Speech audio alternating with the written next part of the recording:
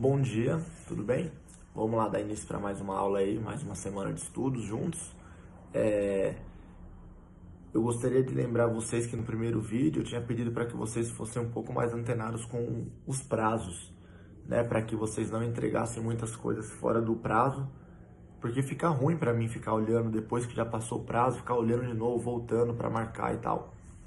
Mas não rolou tanto, porque sexta-feira foi o último dia da atividade referente semana passada e eu não tinha recebido um monte de alunos ainda.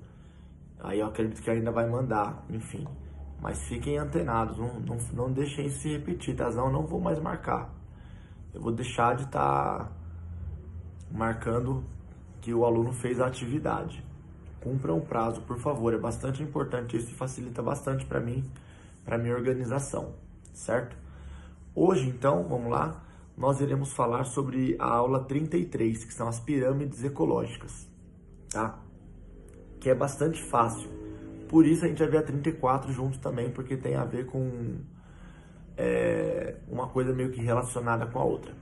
As pirâmides ecológicas são esquemas em forma de pirâmides, por isso tem esse nome, óbvio, que nos ajuda a organizar algumas cadeias alimentares. Algumas não, qualquer cadeia alimentar que eu pegue, eu posso estar organizando ela daquela maneira. Geralmente a cadeia alimentar a gente vê tipo assim, planta, flechinha, passarinho, flechinha, cobra, flechinha, decompositor, por exemplo.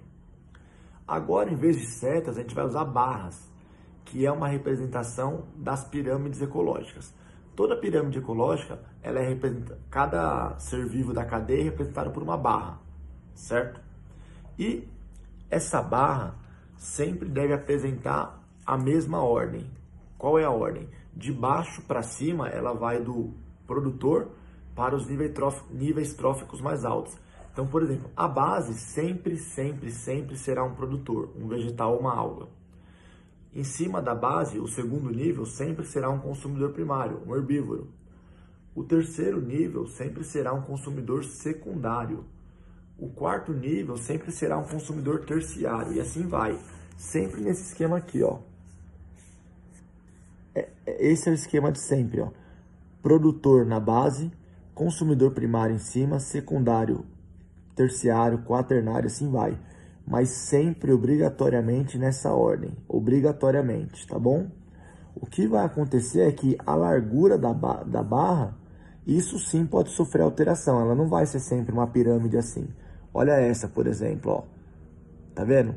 Essa tiver uma pirâmide invertida, mas ó, segue o padrão. O produtor está embaixo, consumidor primário, secundário e terciário. Pode ter um formato assim, enfim.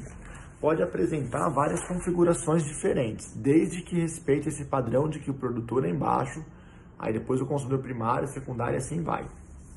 E aí pensa assim, por que que tá com diferentes formatos? Porque nós temos 3 diferentes tipos de pirâmide. A primeira pirâmide que nós iremos ver é a da energia. Essa aqui, ó. A pirâmide da energia sempre vai apresentar essa mesma configuração. Porque a largura das barras vão ser relacionadas à pirâmide na qual nós estamos estabelecendo e trabalhando. Por exemplo, pirâmide da energia. Quem tem mais energia vai ter a maior barra, quem tem menos energia vai ter a menor barra. Então, por exemplo, a pirâmide de energia, quem que sempre produz a energia no ambiente? Os produtores. Então, como o produtor ele produz a energia sempre ele vai ter a maior barra. Aí essa energia foi produzida pelo produtor. Parte o produtor usou e parte ela foi consumida pelo consumidor primário. Então, o consumidor primário sempre vai ter a segunda maior barra. Aí o consumidor primário pegou menos que o produtor já. Aí ele usou um pouco para si e passou o restante para o consumidor secundário. Então o consumidor secundário ele tem menos do que o primário. Portanto, a barra dele é ainda menor. E assim vai. E aí a pirâmide da energia, ó, sempre só da energia, sempre apresentará essa configuração. A pirâmide da energia é a única que sempre será assim perfeitinha. Tipo uma escadinha assim direitinho, tá? Porque é essa questão que eu falei, como ela analisa a energia, é óbvio. Como o produtor produz energia, ele é quem tem mais energia. O consumidor primário comeu a energia dele, então é o segundo que tem mais energia. o secundário comeu a energia que o primário comeu do produtor, então é o terceiro que tem mais energia, e assim vai, tá? Então a pirâmide de energia é bastante fácil ela, porque ela apresenta sempre o mesmo padrão. Agora a gente vai ver outras duas pirâmides, que essas vão variar conforme a cadeia. A pirâmide dos números, ela vai fornecer a maior fatia para quem tem a maior quantidade de seres vivos e a menor fatia para quem tem a menor quantidade de seres vivos. Ó, eu vou fazer o exercício 1 com vocês aqui, ó, para vocês terem noção de como rola.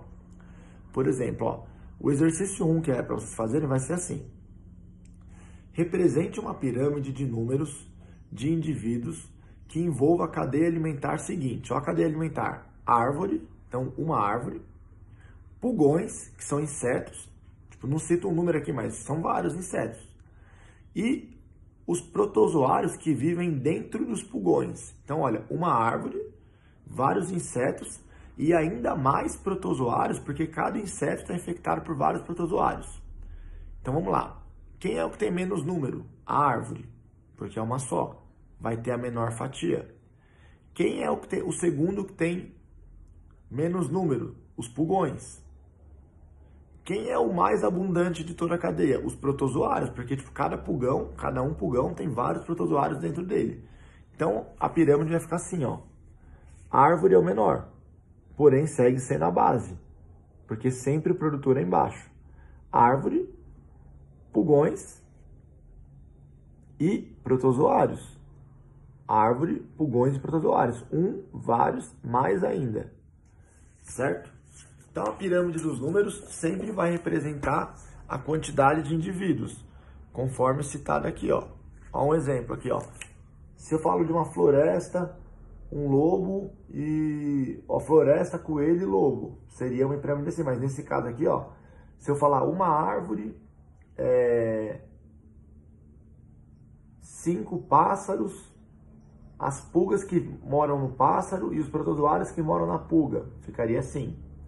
Então, a pirâmide dos números vai variar sempre de acordo com a quantidade de indivíduos. Porém, as barras seguem naquela ordem. Produtor primeiro, consumidor primário, secundário, assim vai. E a da biomassa, ela leva em consideração o peso, tá? Nesse caso, o mais pesado vai ter a maior barra e o menos pesado vai ter a menor barra. Então, olha aqui um exemplo, ó. Tem uma pirâmide aqui, ó, assim, ó, da biomassa. Eu poderia dizer que essa é assim, ó, uma árvore, 10 pássaros, 100 formigas e os protozoários da formiga.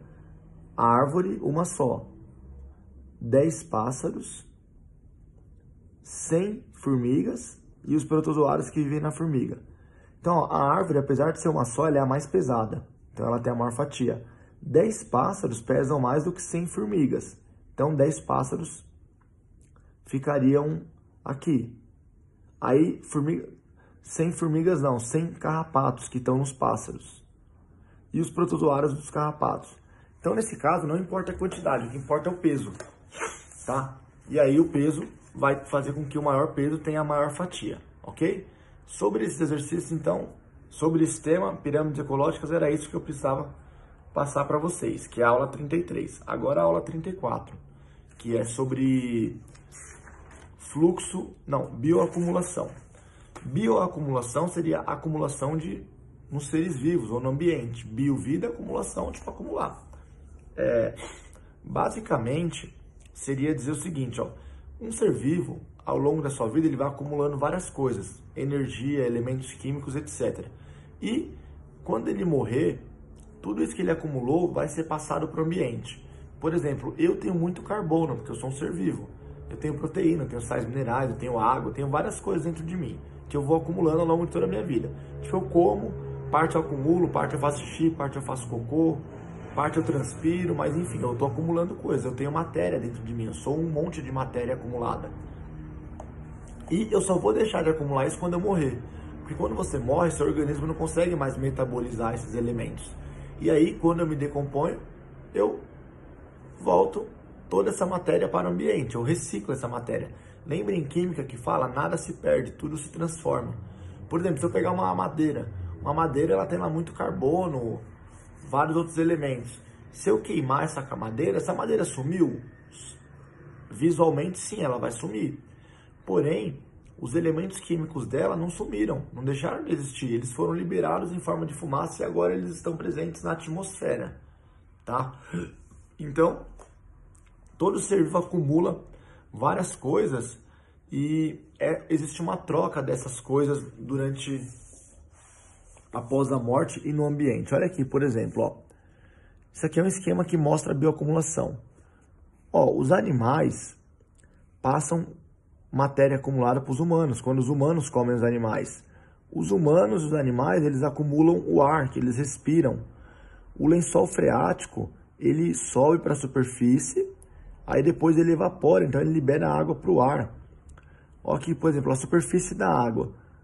Por que que ela tanto vai para o lençol freático, quanto o lençol freático vai para ela? Porque a água da superfície, ela vai ser absorvida pelo solo e vai enriquecer os lençóis freáticos. Porém, se esse solo ficar seco, o lençol freático vai emergir, né, vai subir água e vai abastecer a superfície. A vegetação, tanto ela vai para o solo, quanto o solo vai para ela. Por que isso? Porque o solo, ele fornece nutrientes para a vegetação, fornece tipo água, minerais, etc. As raízes pegam lá do solo. E quando essa vegetação morrer, ela vai se decompor e ela vai enriquecer o solo. Então é meio que uma troca. Deixa eu ver outro aqui que é bom.